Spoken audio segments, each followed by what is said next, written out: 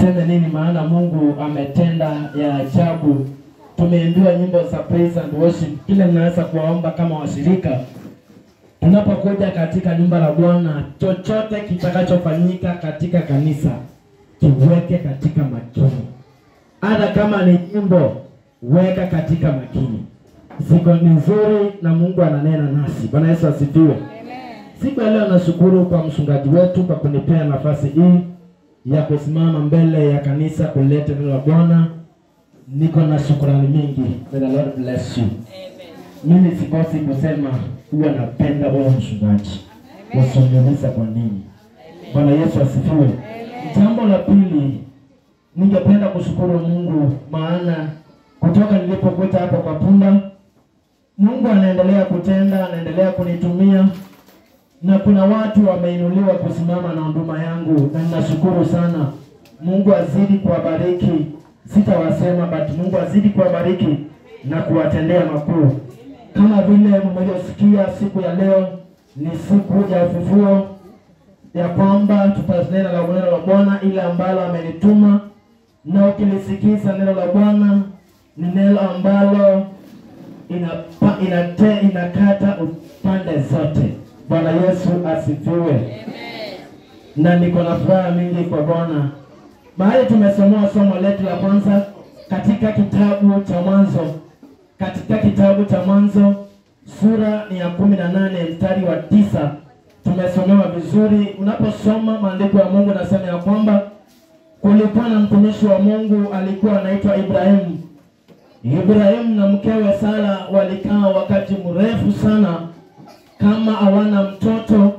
Na unaposoma maandiko ya Mungu nasema ya kwamba siku moja kwa mtumishi wa Mungu Ibrahimu kukakuja watu wa Mungu, na maandiko ya Mungu nasema vizuri, wakati Ibrahimu alipowaona watumishi wa Mungu wakiingia katika nyumba lake, akaamuka na akakimbia ili aweze kuwalaki, maana walikuwa wamekuja kulete habari njema.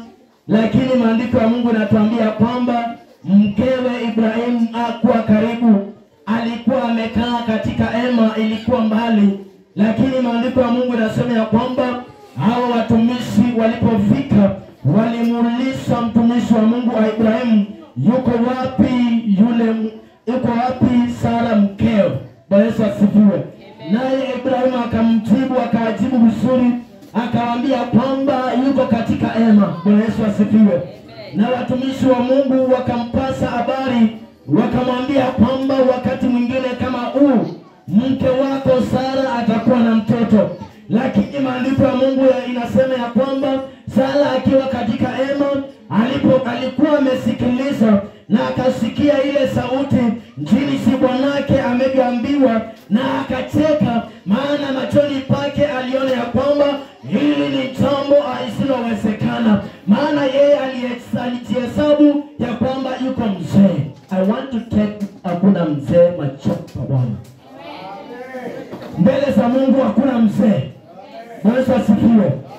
Kibiologically wale waliposema kusoma kibiologically, kuna venye unaweza kusema ya kwamba mtu akifika hiyo miaka hawezi akazaa. Huyu amekuwa venye mnasemanga, sitaki kusema, lakini I want to tell you, you can bear a child.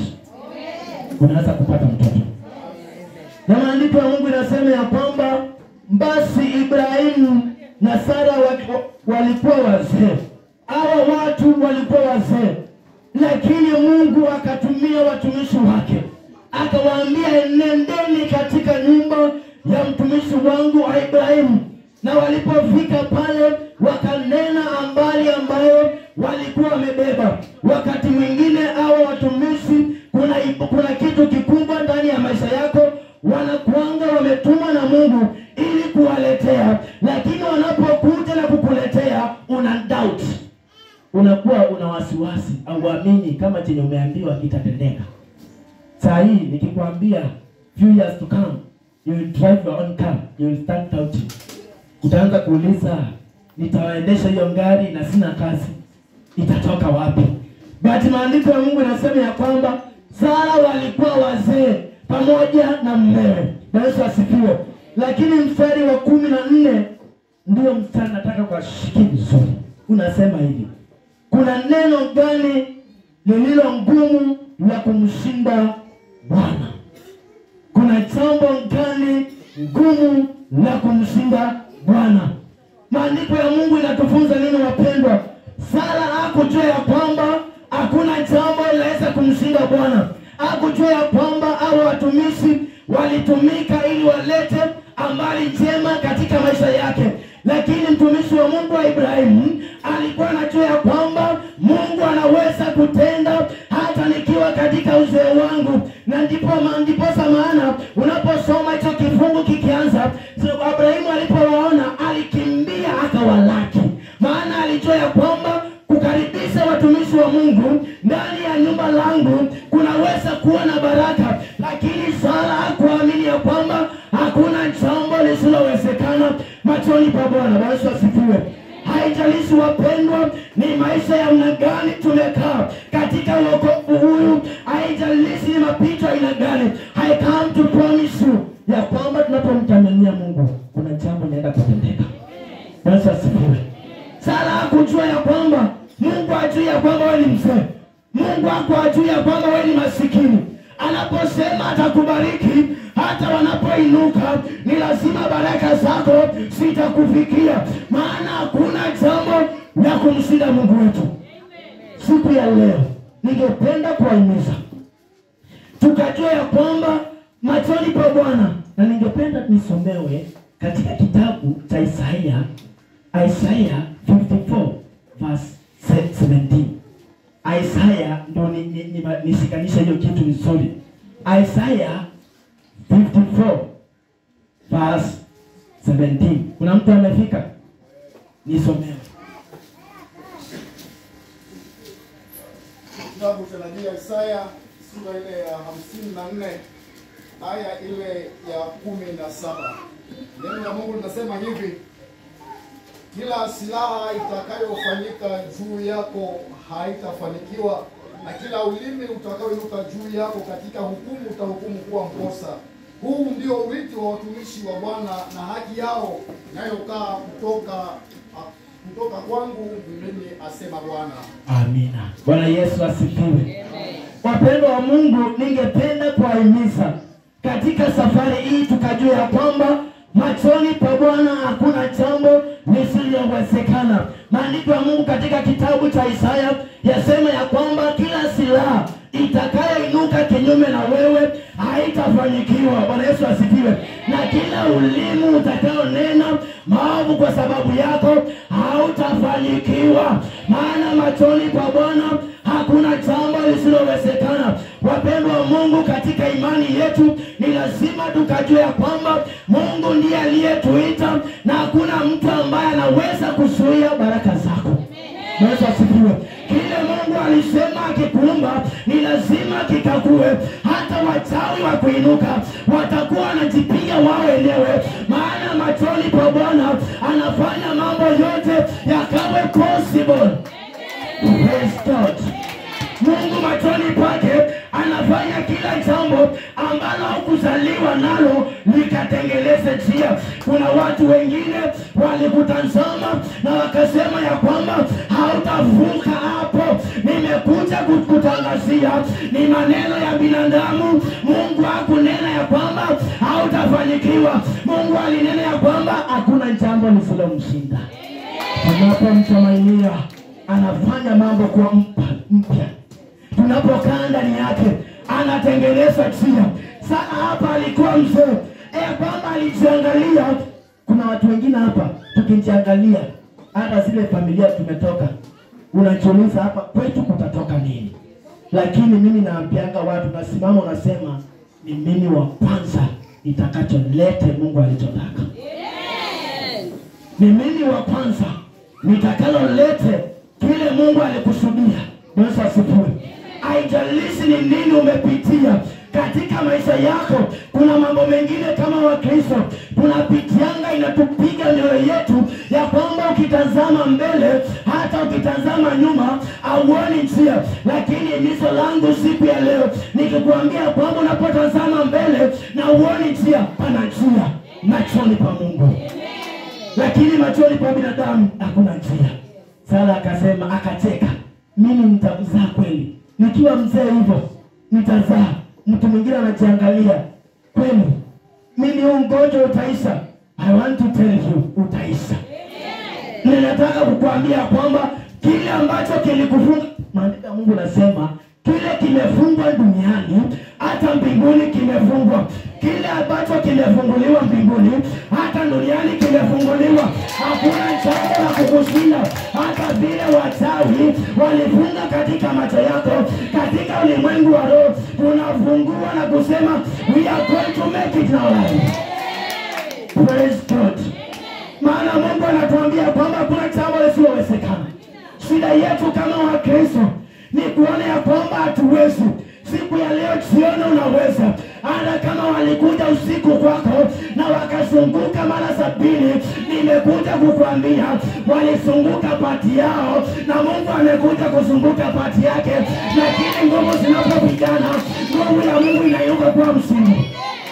Bwana Yesu asifiwe. Siku hizi ingekuwa ni mtu kama sana siku hizi amekaa miaka kama hiyo, kama hajazaa, ungeanza kusikia ama ni fulani alinifanya nisizae, ama ni fulani alinifanya nisizae. Kwani ni nini? Wengine wanaanza kusema ama huyo msichana alifungiwa huko kwao ya kwamba hawezi akazaa. Hata kama ulifungwa, hakuna vifungo haviwezi vikafunguka. Hakuna kitu, what I believe is that hakuna kitu ambacho kilikufunga hakiwezi kikaachilia. Kile chote kilikufunga kinaweza kuachilia. Hata kama ni magonjwa inaweza kuachilia. Maana maandiko ya Mungu inasema ya kwamba hakuna silaha itakayofanikiwa maishani metu. Bwana asifiwe. Walikuja wakasema hautaendelea mama. Walikuja wakati wao, lakini maandiko ya Mungu yanatuambia kwamba haitafanikiwa silaha. Haitafanikiwa. Hata kama ni magonjwa, wengine wamesumbuliwa na kansa, hata siku zingine inafika wakati wanaanza kusema hii pesa yangu. Sio pesa yako wewe. Sio pesa yako. Ni kitu kinakuja na kinaenda kuisha. Sara alikuwa hatasa, hakuwa na mtoto, lakini wakati mwingine akawa na mtoto. Bwana Yesu asifiwe. Wapendwa, siku ya leo ningependa kuatia nguvu katika maisha tunayokaa. Tukajua ya kwamba aliyetuita, kama unajua umeokoka. Mimi wanajivunia kuitwa Mkristo na wanajivunia sana kuitwa Mwanglikana. Najivunia kuitwa Mwanglikana because Anglican is a church of order. Amen. And if you follow the order of the Anglican church, you will see God. Amen. Wacha maneno mengine, usitangane na maneno mengine. Bwana Yesu asifiwe. Wapendwa wa Mungu, siku ya leo mimi ningependa kuhimiza ya kwamba kilichoandikwa katika maandiko matakatifu ni lazima kitatimia. Hakuna kitu kilichoandikwa katika maandiko hakitatimia.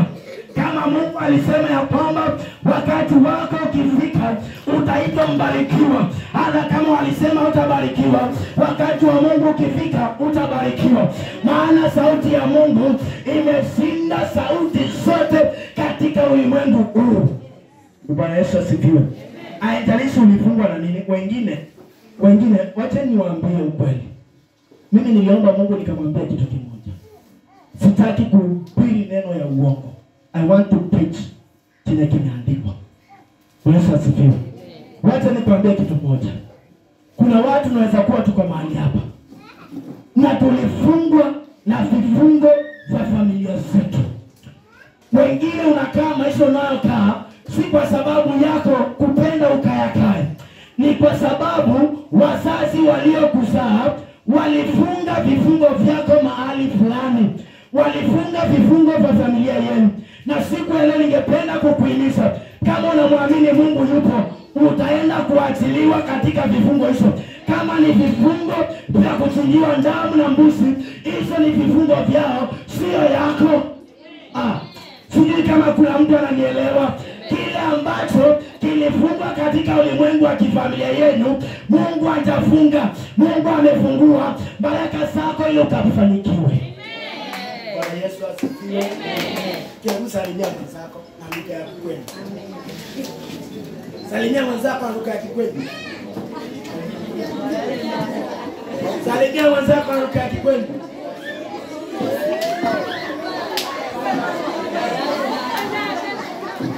Bwana Yesu asifiwe. Na mimi nisalimie mama pale na lugha ya Kikwetu. Mwe Yesu ndatayewe. Ngaine museyo. Bwana Yesu asifiwe. Wapendwa wa Mungu, katika safari hii tunapojisikanisha na ulimwengu wa kiroho, Mungu atatenda mambo mpya katika maisha yako. Kuna mahali unafikanga kama binadamu, vile Sara alifika akaona hawezi. Kuna mahali ulifika ukatazama ukasema mimi sitaweza. Nimefundisha mtoto kutoka standard 1 na sasa anaenda university na mimi sina pesa. Ningependa kukuambia wewe ndio unaona, Mungu haoni hivyo. Mungu anaona degree, anaona mtoto ambaye anaenda kusoma akakamilisha masomo yake. Lakini wewe mwenye, watu wa Mungu, acha niwaambie, sisi kama Wakristo tunajifunganga kama hatujui. Wacha nikwambie, Sara inaweza kuwa angejaribu angezaa, lakini yeye alijifunga na hapo na kusema I'm too old, siwezi nikazaa. Wengine hapa tunaitwa ukafanya kazi ya Mungu, unasema mimi ni mzee. Mimi ni mzee siwezi. Ni wewe uliyejifunga. Ungesema hata kama mimi ni mzee ninaenda kufanya, Mungu atakupea hizo nguvu.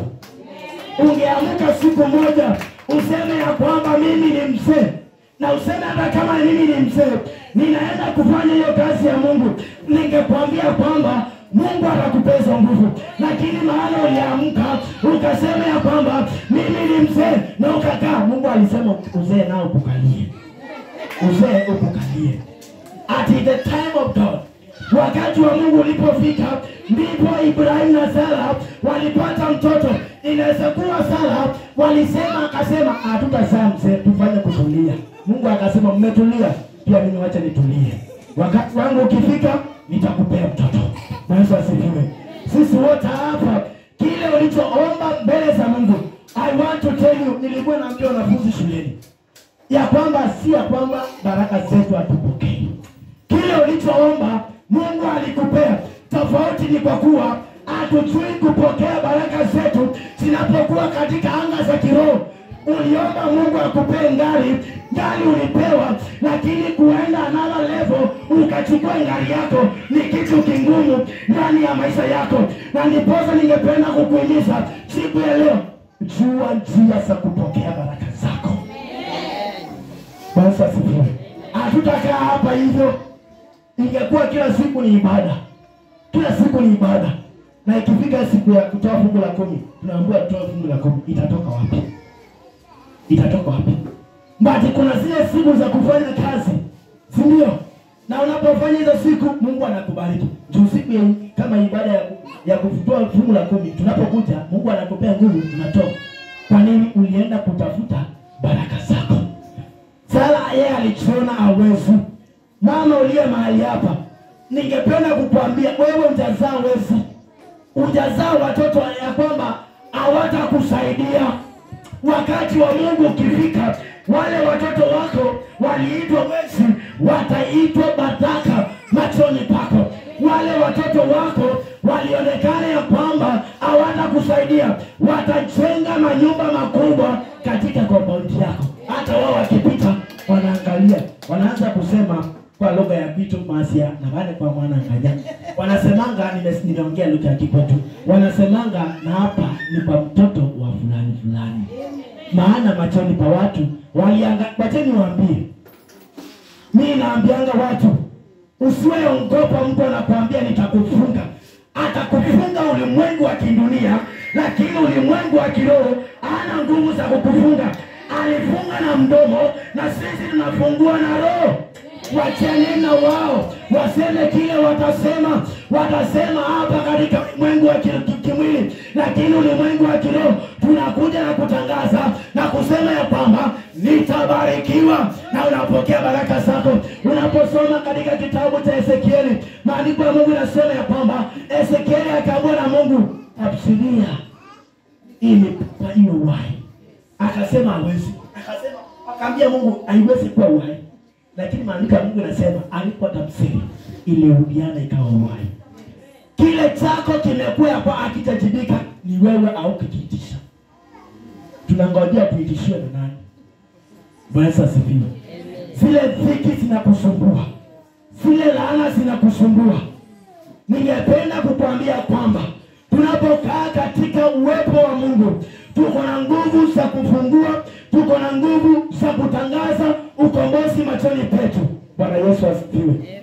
Ningependa kuambia watu wa Mungu, kuna watu wengine wanakaa maisha ya maskini na si kupenda kwao. Nenda ukajiulize, this is my assignment to you. Ukienda nyumbani, tazama yale maisha unakaa. Jiulize ni kwa nini nakaa maisha. Na ukimaliza kujiuliza, ambia Mungu akujibu. Utakuja kuelewa ya kwamba unakaa maisha unayokaa si kwa sababu uliambiwa haya maisha. Ni kwa sababu unjitikakamua kukaa maisha Mungu aliyokuumbia. Bwana asifiwe. Ndipo naambianga watu kwamba unaweza kuwa wengine ni vifungo vimetufunga. Sala anaweza kuwa alifungwa kama vile siku hizi watu wanafungangwa, si ndio? Unasema msichana wa fulani, wacheni niwaambie kweli. Usiwae, wacha nikwambie kastori kamoja. Mtu mmoja alikuwa ameajiri mtoto wa masikini. Alikuwa ameajiri mtoto wa masikini. Wacha nikwambie, alikuwa ameajiri mtoto wa masikini. Na wakati huyo mtoto aliyeajiriwa alifanya kazi yake. Na yule mzee alikuwa amemwajiri, akakuja siku moja akawa mgonjwa. Wakati alikuwa mgonjwa akapelekwa hospitalini. Alipofika hospitalini akaambiwa kwamba huyu mtu akajika damu. Watu wa kwao wote wakakuja, wakaangaliwa damu, ikawa damu yake na watu wa kwao zinakataana. Haikubali. Na yeye ule maskini alikuwa amemwajiri, alikuwa anamtumia vibaya, anamwambia haka ni kama maskini tu ametoka familia maskini. Lakini akaulizwa, kuna mtu mwingine unajua anaweza kukusaidia? Akasema ni kuna mfanyakazi wangu. Akaambiwa akuje. Wakati yule mfanyakazi alipokuja, wakaangaliwa damu yake. Madaktari wakamwambia, this is your blood. Hii ndio damu yako. Bwana Yesu asifiwe. Wapendwa wa Mungu, wakati wa Mungu ukifika, hata wale walikuchukua wakakutupa, wakakuendea. Wale walikuchukua kama kitambaa, wakasema enda na watakufuata. Watakuja wakufuate, wakwambia kwamba nimejua kwamba wewe ndiye msaidizi wangu. Bwana Yesu asifiwe. Hata kama ni magonjwa imekusumbua, ikakusumbua, ikakurusha, hata hiyo magonjwa itakuendea, itakuleta ikwambie, wewe hauwezekani. Wewe hauwezekani. So langu ni ombi la kuhimiza. Siku ya leo jiulize, tunapoenda kuingia katika maombi, jiulize ni nini kimekufunga. Kile kimekufunga na ukiamini unaenda kuachiliwa. Au utatoka hapa vile ulivyokuja.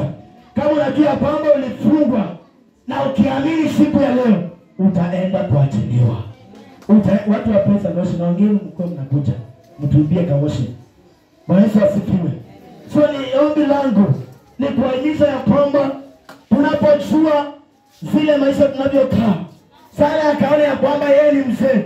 Machoni pa Mungu hakuna kitu uliombiwa ukakae nacho miaka yote. Bwana Yesu asifiwe. Mungu ametumbea maisha safi. Mungu ametumbea maisha ya kumjua. Tunapoimbiwa nyimbo za kumsifu Mungu, tafakari katika moyo wako. Ni nini kimekufunga? Ni nini umekaa nacho miaka mingi? Sara amekaa miaka mingi kama Azai. Lakini wakati Ibrahimu alipojua na akakaribisha watumishi wa Mungu, Sara alipata mtoto. Tafakari katika maisha yako. Ni nini umekaa nacho miaka mingi? Kimekufunga na kitaki kukuachilia. Ukisongea katika mapambano haya, kitaenda kuachilia. Utaenda kupata ufunuo na Mungu atatubariki. Bwana Yesu asifiwe. Naomba tusimame. Sema wakati wangu wa kufunguliwa umefika. Sema wakati wa kupokea baraka kutoka kwa Bwana umefika. Na ninazungumzia haya ni kutacha usimame katika imani. Maana kilichompatiza Sara si mambo mengine